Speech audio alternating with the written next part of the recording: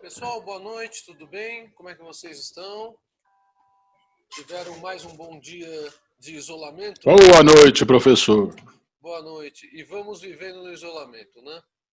Infelizmente. Mas pelas expectativas dos técnicos, teremos mais algumas poucas semanas assim. Espero que sejam poucas, né? Porque é uma situação que realmente incomoda todo mundo. Incomoda também a economia, o comércio, mas a gente tem que realmente colocar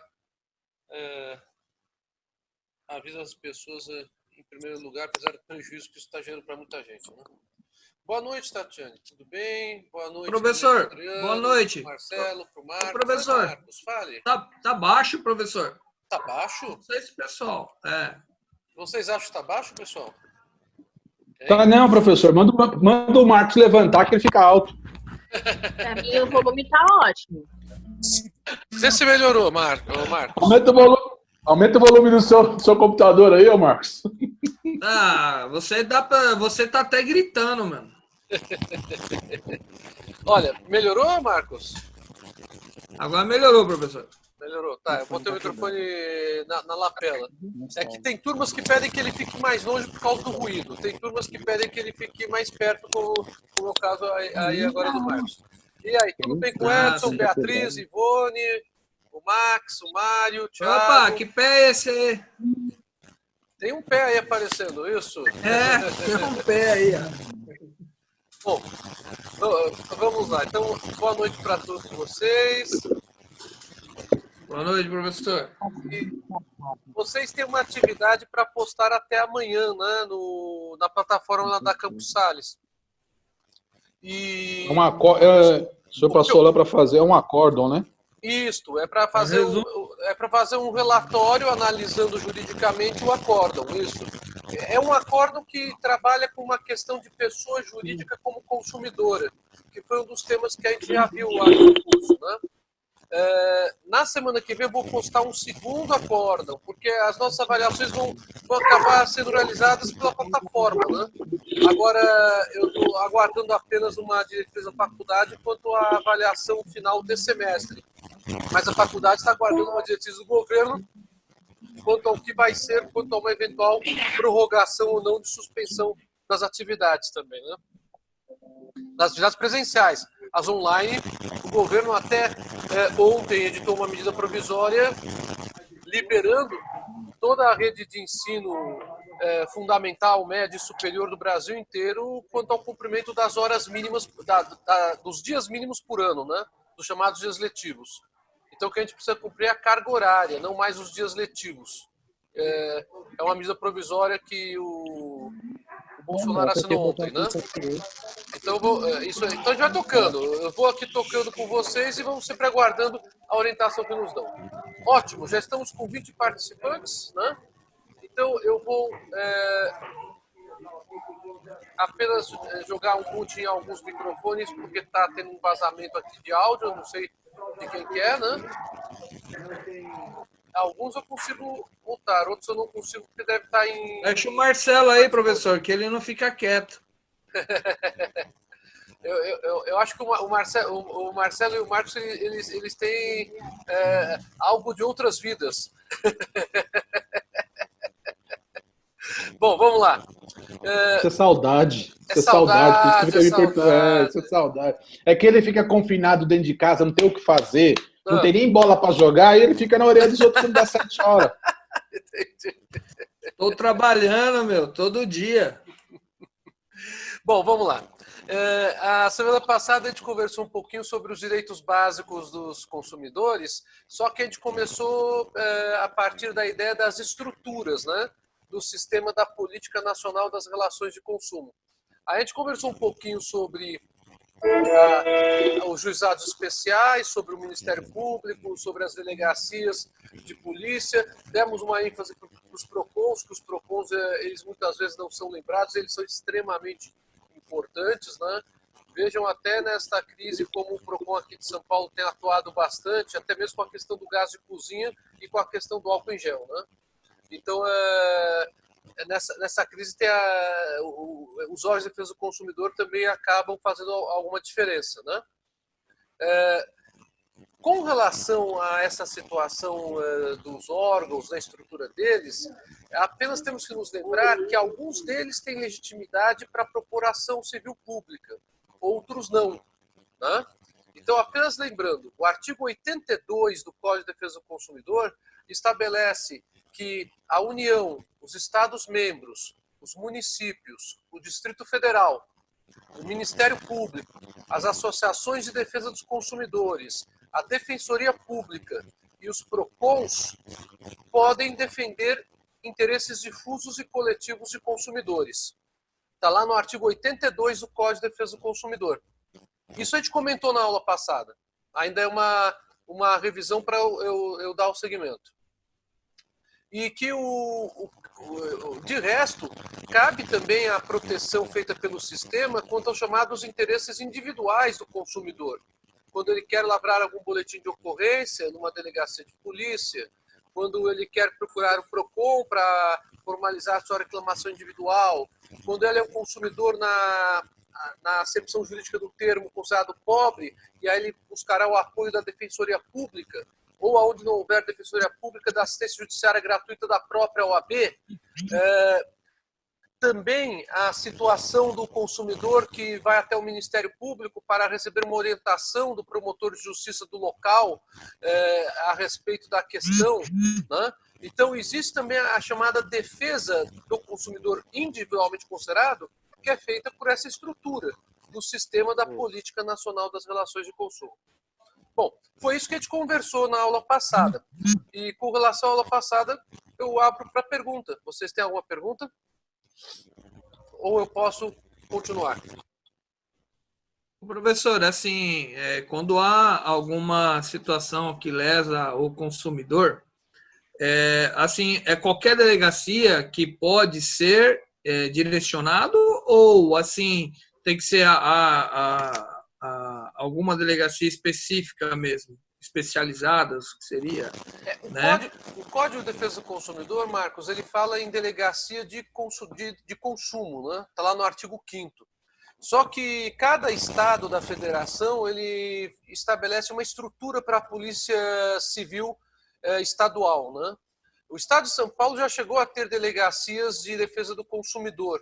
Só que, por razões administrativas, ele, por 2 vezes, voltou atrás. E, atualmente, então, ele considera mais razoável que o consumidor vá à delegacia mais próxima, a delegacia de preferência do seu domicílio, para, eventualmente, fazer alguma reclamação, pedir alguma orientação, lavrar um boletim de ocorrência, justamente por conta de uma organização administrativa da Polícia Civil de São Paulo. Nas comarcas pequenas, a delegacia do município congrega tudo, sempre, né? Então, aí assim, é com a própria delegacia do município. Professor, teve uma situação uma vez que até uma pessoa veio conversar comigo, um amigo, ele foi na delegacia para fazer a queixa, né? E aí o que acontece? Ele falou, o delegado falou, isso aí é relação de consumo, isso aí você tem que ir no PROCON, tem que ir entrar com ação judicial, né? E não quis registrar nada. Visão... Então, isso que eu fiquei nessa dúvida, né? Por isso que eu perguntei. Que na visão desse delegado que te atendeu, ele entendeu que não havia uma questão criminal, mas que era uma questão puramente civil. Então, é por isso que talvez ele tenha feito essa orientação para você. Porque o que acontece? Muitas vezes o delegado ele procura até resolver o problema quando é um problema fácil de resolver, ainda que não tenha repercussão criminal. Há delegados que prestam enorme serviço para a comunidade quando fazem isso. Mas muitas vezes o delegado, pela quantidade de serviço que tem, ele acaba simplesmente remetendo a pessoa para o local que seria o mais adequado. É um problema comum esse, né? O problema é de se saber aonde se fazer a reclamação. Você tem razão. E o consumidor leigo, ele às vezes pensa que indo num lugar que na cabeça dele seria o lugar mais adequado, e não é o mais adequado, mas ele acha que o mais adequado por uma questão de status ou de consideração, ou porque gosta mais do delegado, ou gosta mais do promotor, quando o caso é uma reclamação no PROCON. Isso acontece bastante. Sim. Professor, está me ouvindo? Tô sim, Eliseu. Tudo bem? Boa noite. Maravilha, boa noite. Professor, em uma situação flagrante, como já aconteceu comigo, inclusive, eu acionei a Polícia Militar, não só uma vez, 2 vezes. E graças a Deus fui bem atendido e fiz cumprir o CDC. Eu não tive essa situação, infelizmente, em que o Marcos relatou aí. A polícia me atendeu, eu citei, informei, e foi num hipermercado muito grande. Certo. E a outra vez foi num boteco. Um preço anunciado de uma determinada cerveja, e o cara não tinha. Aí eu falei, então você vai me vender a mais cara por esse preço aqui. Sim. Arrumou um atrito e eu, não vou. Eu falei, então tá bom, então vou chamar a polícia para fazer cumprir a lei. A polícia veio e fez cumprir, professor. Fez cumprir o Código de Defesa do Consumidor, a PM. É porque a polícia ela pode muito bem exercer esse tipo de papel como polícia do Estado, né? O Estado, o município, a União, eles têm uma função administrativa muito grande que vocês viram na faculdade, se chama poder de polícia, police power.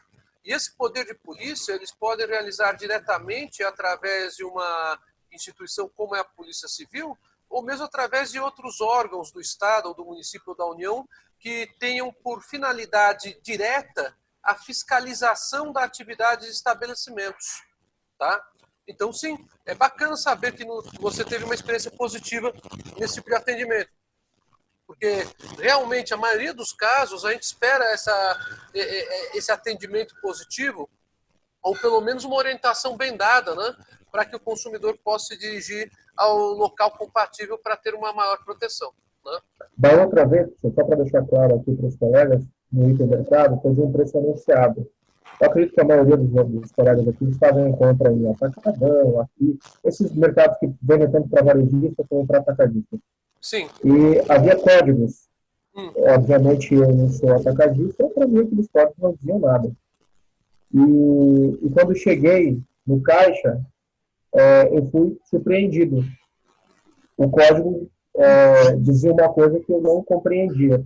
E ela queria cobrar um valor a mais. E não era um valor, assim, muito superior, mas eu achei aquilo absurdo. Porque ela disse, não, nós somos um atacadista. Eu falei, e varejista. Então vocês precisam atender tanto o atacadista, o cara que vem aqui compra um montão e conhece o código, a política de vocês, mas também precisam atender a mim. Se eu não conheço esses códigos, eu quero comprar de você um pacotinho de suco, que seja. Sim. E nesse eu tive um grande atrito, e aí tive que chamar a polícia também para fazer valer o direito.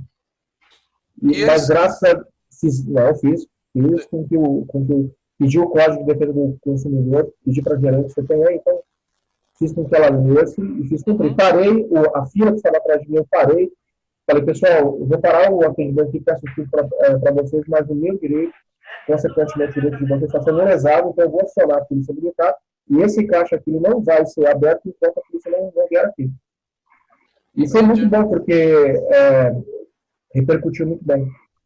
Até hoje, quando eu vou lá com o meu pai, que é um senhor de idade já, e ele tem muita dificuldade, inclusive, naquela questão de precificação, que hoje, inclusive, a maioria desses hipermercados e supermercados infringe, porque eles não colocam o preço claro, eles deixam lá uma codificação, e quem é mais velho tem dificuldade com isso, sim, quem usa a pessoa ou mas enfim.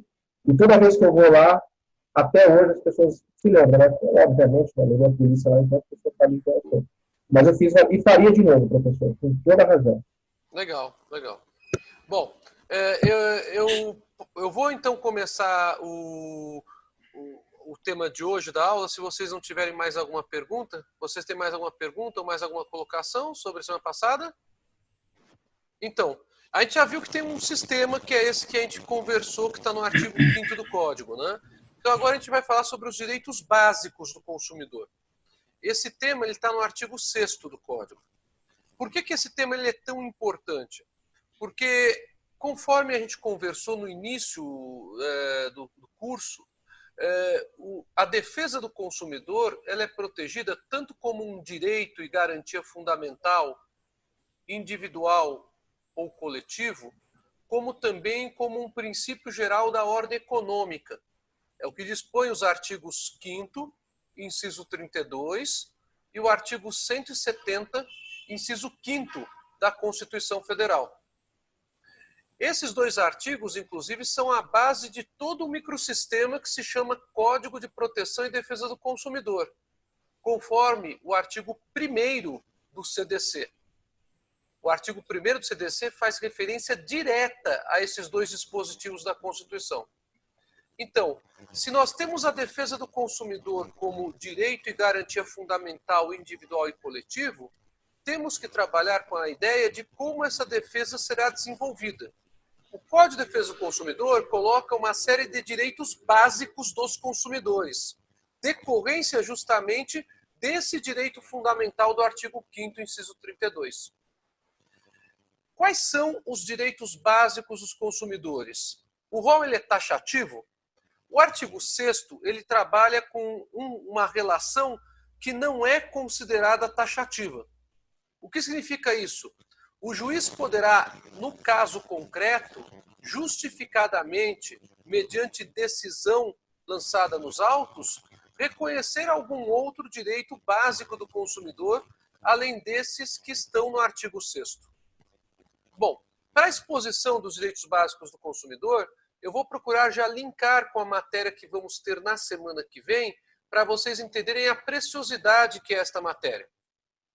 E se houver a necessidade, creio que hoje teremos essa necessidade, eu vou ter que fazer uma segunda parte da aula. Quando terminar o Zoom, eu vou passar para vocês um outro link Zoom para a gente voltar depois do intervalo. A gente vai fazer o intervalo e eu vou voltar com um outro link Zoom para todos vocês entrarem, tá bem? Ok? Bom, lembre-se também de entrar na plataforma da Campus Sales durante o horário de aula, porque eles computam a frequência de vocês pela entrada na plataforma durante o horário de aula, tá? Que é aquela recomendação que a coordenação do curso pediu que nós, professores, passássemos para vocês. Isso é importante também. Mas vamos lá. Quais são os primeiros direitos básicos dos consumidores que a gente tem que tratar? O consumidor ele tem a proteção estendida tanto a direitos patrimoniais como a direitos não patrimoniais, que são os conhecidos danos morais, os direitos morais, né? Os direitos morais em sentido amplo, em sentido lato.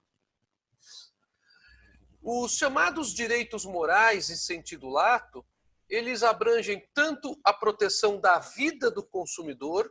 Então percebam, uma relação de consumo não significa apenas questões relacionadas ao valor econômico pela aquisição de um produto ou de um serviço. O Código de Defesa do Consumidor, seguindo a evolução do direito europeu e seguindo a evolução que redundou na autonomia do direito do consumidor como ciência jurídica, passa também a proteger o consumidor quanto a aspectos que não são patrimoniais apenas. E reconhece que o consumidor tem que ter protegida a sua vida, os seus direitos físicos de consumidor, os seus direitos psíquicos de consumidor e também os seus direitos morais em sentido estrito de consumidor. Ah, Senise, que matéria é essa que você está falando? Uma matéria que vocês tiveram no início do curso e passaram por ela depois quando falaram de indenização por danos morais. Estou me referindo à proteção dos direitos da personalidade dos consumidores. Esse é um tema muito importante, porque o Código de Defesa do Consumidor protege tanto o consumidor por danos patrimoniais que ele venha a sofrer, como protege o consumidor por danos morais que ele venha a sofrer. E o fundamento contemporâneo da indenização por danos morais não é mais o preço da dor. O preço da dor é um critério que vem sendo superado ano a ano no direito civil contemporâneo. O critério da indenização por danos morais é o da violação a um direito da personalidade.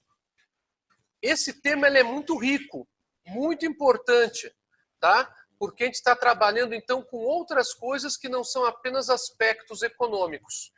Ah, Senise, você está falando, mas isso está onde? Vamos lá. O artigo 6º, no inciso 1º, estabelece que são direitos básicos do consumidor, entre outros, o direito à vida, saúde e segurança. Percebam vocês, o direito à vida, ele é o fundamento, ele é a base dos direitos da personalidade, que vocês já estudaram na faculdade. O segundo direito que está ali inserido no inciso 1º é o direito à saúde. Então, isso quer dizer que tanto a integridade física do consumidor, quanto a integridade psíquica do consumidor, porque a saúde também diz respeito a questões psíquicas, é protegida. Esse inciso não está tratando de segurança patrimonial, percebam vocês. Ele trabalha com vida, saúde e segurança no mesmo patamar. Então não é só a segurança patrimonial que normalmente a gente espera numa relação contratual. É mais do que isso. E o inciso 1º coloca ainda a proteção, então, nesse tripé: vida, saúde e segurança. Mas isso quer dizer que estou protegendo o consumidor por danos morais? Sim.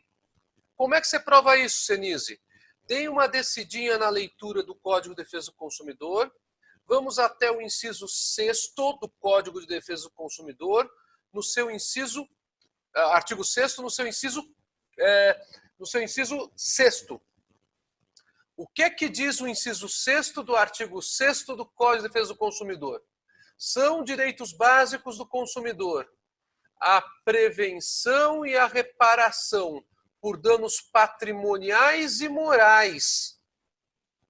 Vejam vocês, o Código deixa muito claro que ele vem proteger o consumidor não apenas quanto aos seus direitos econômicos, os seus direitos patrimoniais, mas protege a todos os consumidores também com relação aos seus direitos morais. Então, protege os direitos da personalidade do consumidor numa relação de consumo. Mas não protege apenas do ponto de vista reparatório, quando houver o dano. Vejam o que diz o inciso 6º. A prevenção e reparação, tanto a prevenção quanto a reparação, são direitos básicos do consumidor. Então, há uma preferência pelo direito pós-moderno, pelo direito contemporâneo, de se buscar mecanismos, instrumentos de prevenção de danos. O Código de Defesa do Consumidor, bastante alinhado com esta visão contemporânea, já trabalha com isso, falando que são direitos básicos dos consumidores não apenas a reparação, mas também a prevenção. Isso é muito importante porque eu posso ter a atuação dos órgãos de defesa do consumidor também para prevenir danos aos consumidores. É bastante importante isso. Isso fica mais claro para vocês pouco a pouco. Ficará mais claro quando falarmos de defesa por publicidade enganosa e abusiva. Ficará mais claro quando falarmos sobre contrato de adesão no mercado de consumo e assim por diante. Então é bastante interessante essa visão contemporânea do Código quanto à prevenção e também quanto à reparação dos consumidores. Mais além, o artigo 6º, inciso 6º, dá uma maior amplitude. Além de proteger o consumidor preventiva e repressivamente, além de proteger o consumidor por danos patrimoniais e por danos morais, o inciso vai além. Protege o consumidor individualmente, coletivamente ou até mesmo difusamente. O artigo 6º, no inciso 6º, fala que é direito básico dos consumidores a prevenção e a reparação por danos patrimoniais e morais, individuais, coletivos e difusos. Então, aqui nós temos um gancho também para a proteção através da chamada ação civil pública, que eu tenho falado com vocês quando falo daquela coletividade de consumidores, da figura do consumidor por equiparação. Lembram? Aí a defesa coletiva se faz dessa forma, pela ação civil pública, né? Bom, feita essa consideração, vocês podem perceber que o Código de Defesa do Consumidor faz uma demarcação muito clara quando ele trabalha com os direitos morais e quando ele trabalha com os direitos patrimoniais. Só que essa demarcação fica ainda mais preciosa quando começamos a já sinalizar para vocês o tema da nossa próxima aula, depois que acabarmos os direitos básicos do consumidor, que é a responsabilidade civil nas relações de consumo. Por quê? Pelo seguinte motivo. Os direitos patrimoniais do consumidor, eles estão protegidos por um regime jurídico complexo. Não é uma norma simples como é no Código Civil, como é a definição de ato ilícito do artigo 186, ou como é a definição de responsabilidade objetiva do artigo 932, parágrafo único do Código Civil. 927, parágrafo único do Código Civil. Eu vou colocar esses artigos para vocês. A Márcia está falando que ela não está conseguindo entrar com o som. Veja se você consegue dar aí, Márcia, porque está todo mundo conseguindo. Caso você não consiga, depois eu vou colocar o link na plataforma, que eu estou gravando a aula hoje, e vou colocar o link na plataforma Campus Sales para vocês reassistirem ou assistirem pela primeira vez. Mas veja se você consegue entrar com o microfone. Pode sim, claro. Eu vou colocar aqui os artigos do Código Civil, só para lembrar vocês. Artigo 186 e o 927, parágrafo único. Pode falar. Professor, no caso prático, a gente sabe, acredito que a maioria dos colegas que já não sabe, que é dificílimo provar o dano moral, principalmente dado a sua subjetividade. A prevenção, no caso, se o senhor acabou de abordar, ele vem para dar suporte. Isso, assim, eu estou colocando a prevenção se eu aponto, por exemplo, na peça processual, que a pena teria um caráter punitivo e também de reeducar aquele que comete o erro. Então, esse caráter de prevenção vem para dar suporte no dano moral? Ficou clara a minha pergunta, professor? Ficou. É que essa pergunta, ela exigiria muito mais tempo para eu responder, tá? Porque a gente teria que trabalhar com a ideia de dano moral, tá? Eu não sei como vocês tiveram dano moral na faculdade, quem foi que deu a aula de responsabilidade civil para vocês. Mas eu gostaria, então, muito de sugerir que vocês dessem uma olhadinha no volume 2 do meu curso de Direito Civil, do capítulo 33, que eu trabalho, é um capítulo totalmente dedicado à teoria do dano. Aí eu discuto na primeira parte do capítulo a teoria dos danos patrimoniais e na segunda parte do capítulo a teoria dos danos morais. O problema é o seguinte, a sua pergunta é uma pergunta mais complexa, mas vou ser bem sintético aqui e se alguém quiser perguntar por cima, pode perguntar e vamos ver até onde vai essa discussão dos danos morais. Os danos morais, eles não foram criados como instituto jurídico recentemente. Eles foram criados no século XIX. É um instituto que vem do século XIX, do direito francês ou do direito italiano. O Brasil apenas admitiu indenização por danos morais de forma incontestável com a Constituição de 88. Vejam quanto tempo que demorou para o direito brasileiro aceitar de forma legislada a indenização por danos morais. O Código de Defesa do Consumidor, como ele é de 90, ele já traz todo o arcabouço atualizado da ideia de dano moral. Tá? Então, respondendo à sua pergunta, primeira parte, o aspecto preventivo da indenização diz respeito tanto à indenização por danos patrimoniais, como diz respeito à indenização por danos morais. Então, a primeira parte é esta. Então, os danos morais, eles ficaram mais objetivados. que nós aqui no Brasil demoramos um pouco para trazer essa ideia. Eles já são mais objetivados tanto no direito francês quanto no direito europeu em geral, e mesmo no direito argentino, desde a década de 80. E a gente só começou a reconhecer a indenização por danos morais, sem dúvida, no final da década de 80, com a Constituição. O preço da dor, que é um critério que vocês certamente estudaram para indenização por danos morais, é um critério que, muito embora seja hoje ainda lembrado em alguns julgados, até do STJ, é um critério ultrapassado. Hoje em dia, o próprio STJ, em outros julgados, não admite o preço da dor como critério. O critério indenizatório não é o preço da dor. O critério indenizatório é a lesão biopsíquico-moral. É a expressão que tem nos julgados do STJ. Então, alguns julgados do STJ insistem no preço da dor, que é algo extremamente subjetivo.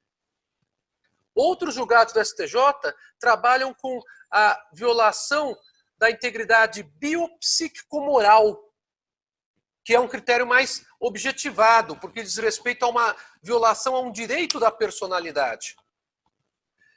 O grande problema para a indenização por danos morais ser abraçada na doutrina, na jurisprudência brasileira, até vir a Constituição de 88, foi exatamente esse. Nós ficamos discutindo o dano moral sempre com base no preço da dor, como os franceses e os italianos ficaram um bom tempo. Só que os franceses e os italianos desplugaram essa ideia há muito mais tempo do que a gente. Então, quando eles falam em preço da dor lá, eles sempre aliam preço da dor a uma violação biopsíquico-moral, e não a um preço meramente subjetivo. Porque quanto é que vale... entra a ofensa intelectual também, né? Como, que entra na ofensa intelectual também, né? Se o caso for de ofensa intelectual, no estudo dos direitos da personalidade, a violação de um direito intelectual é tratada como dano moral em sentido estrito. Veja você. Bom, veja como então é importante estudar direitos da personalidade para trabalhar com danos morais atualmente. Que não é um mero aborrecimento, né? Não, aí que está o negócio. O chamado mero aborrecimento não é critério jurídico. Vocês podem reparar que até nos julgados, quando vocês leem os julgados, quando eles falam que é mero aborrecimento, isso não é critério jurídico. Porque aí eu fico discutindo o preço da dor. Quanto é que vale a dor para um pai que perde um filho? Dizem que vale menos do que a dor da mãe que perde esse mesmo filho. Se isso é verdade ou não, depende, na verdade, do quanto aquela mãe foi mãe e do quanto aquele pai foi pai. Vocês concordam? A ideia da perda é uma ideia muito relativa, muito subjetiva, muito fluida. E o grande problema da admissão do dano moral, desde que o Instituto foi criado, foi que o fundamento dele foi, primeiramente, um fundamento extremamente subjetivo, que foi o fundamento do preço da dor. Mas logo na sequência, a própria doutrina francesa, a própria jurisprudência francesa, a própria doutrina italiana, a própria jurisprudência italiana, alguns poucos anos depois, no início do século XX, já começaram a procurar um critério mais objetivo. Justamente porque os críticos da indenização por danos morais falavam, é um absurdo. Como é que eu vou indenizar por dano moral uma pessoa só porque ela está dizendo que está se sentindo, psicologicamente abalada? Então, essa discussão não é de hoje. Essa discussão ela vem desde lá atrás. O que aconteceu? Na década de 80, a doutrina europeia evoluiu. Eu não tenho condições aqui, por razões de tempo, de ficar discutindo dano moral, a não ser que vocês queiram que a gente gaste um ciclo para isso. Aí eu posso gastar. Se vocês quiserem, eu gasto o segundo ciclo agora, depois do intervalo, para falar de dano moral, que está dentro da matéria, só que já é mais específico, né? Que é uma matéria de direito civil mesmo. Mas se vocês quiserem, eu faço isso. Tá? Mas o que eu estou querendo dizer para vocês é uma coisa muito importante. Há uma confusão grande de muita gente, mas muita gente trabalha com as coisas no seu devido quadrado, tá? Há uma confusão muito grande e confundem critério de fundamento e critério de indenização. Critério de fundamento é uma coisa, critério de indenização é outra coisa. Qual que é o fundamento da indenização por danos morais? Quando o Instituto foi criado, era o preço da dor. A expressão latina foi construída a partir de estudos do direito medieval. Não existia no direito romano dano moral. Muita gente tenta sustentar que existia, mas quem é da área de direito romano, na sua grande maioria, fala que não existia. Então, o direito medieval criou essa história de preço da dor, e o direito moderno, com a jurisprudência francesa e a doutrina francesa e depois a italiana, começaram a construir uma ideia de reparação por danos morais. Tá? Então, esse é um ponto muito importante. O fundamento da indenização por danos morais foi, originariamente, o preço da dor. Mas, depois do Código Civil Italiano de 42, que foi o primeiro código na história ocidental a prever expressamente os direitos da personalidade, o Código Civil Italiano de 42, a doutrina civilista começou a estudar os direitos da personalidade como novo fundamento da indenização por danos morais. E esse estudo redundou na década de 80 com um apoio maciço da doutrina e da jurisprudência pela indenização por danos morais com base na violação de um direito da personalidade. Nós, no Brasil, não participamos dessa discussão. E o que acontece hoje?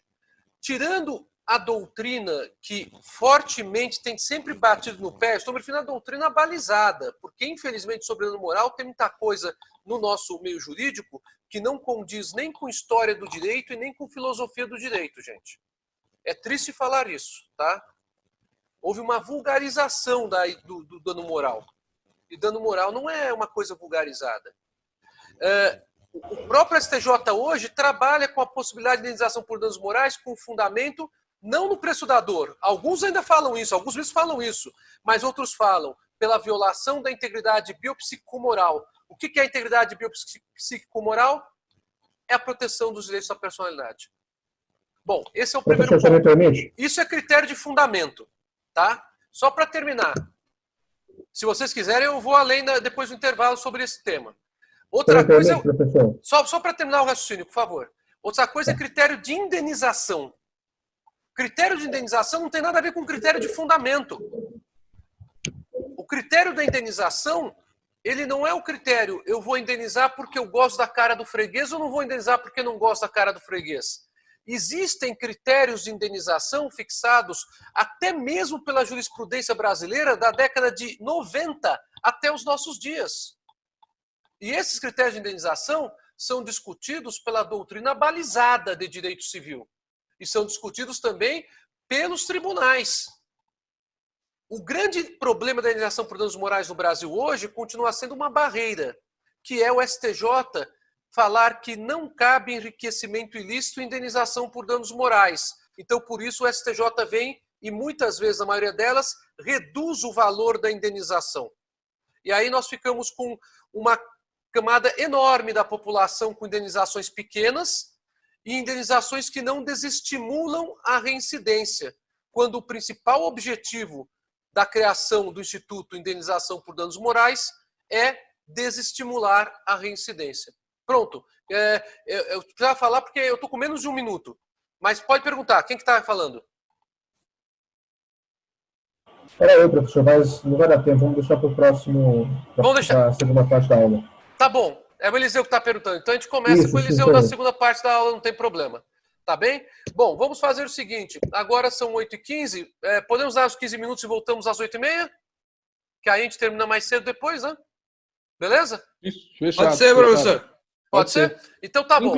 Inclusive acho que tinha um botão aí que o senhor clicava aí que ele dava continuidade na aula, porque eu acho que ontem o professor fez isso, entendeu? Mas...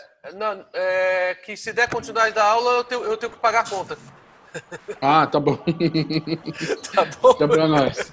Então tá bom. Então eu vou passar